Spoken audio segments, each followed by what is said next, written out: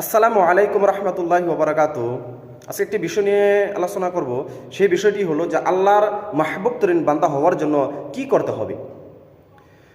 সেটির বিষয়ে আল্লাহ তাবারক ওয়া তাআলা কোরআনে কারিমের মধ্যে বলে দিয়েছেন, কুল ইন কুনতুম তুহিব্বুনাল্লাহা ফাত্তাবিউনি ইউহিব্বুকুমুল্লাহ ওয়া ইয়াগফির লাকুম যুনুবাকুম আল্লাহু গফুরুর রহিম। আল্লাহ তাবারক ওয়া তাআলা আল্লাহ নবীকে বলছেন, হে নবী, আপনি আপনার উম্মতকে বলে দিন যে তোমরা যদি আল্লাহকে মহব্বত করতে চাও তাহলে আমি নবীর ইতাআত করো, আমি নবীর ফরমাবরদারি করো।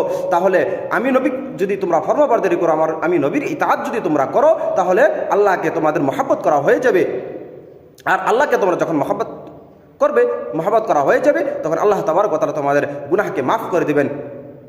আল্লাহ তাবারক ওয়া তাআলাকে মহব্বত করতে হলে আমাদেরকে নবীকে মহব্বত করতে হবে, নবীর ফরমাবরদারি করতে হবে। নবী যেইভাবে আমাদেরকে চলতে বলে সেইভাবে আমাদেরকে চলতে হবে। নবী যেটার উপর আমল করতে বলে সেটার উপরে আমাদের আমল করতে হবে। যেটা থেকে দূরে থাকতে বলে সেটা থেকে আমাদের দূরে থাকতে হবে।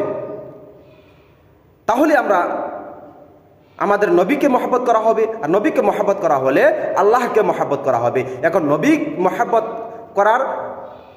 নবীকে মহব্বত করতে হলে নবীর সুন্নতের উপরে আমল করতে হবে।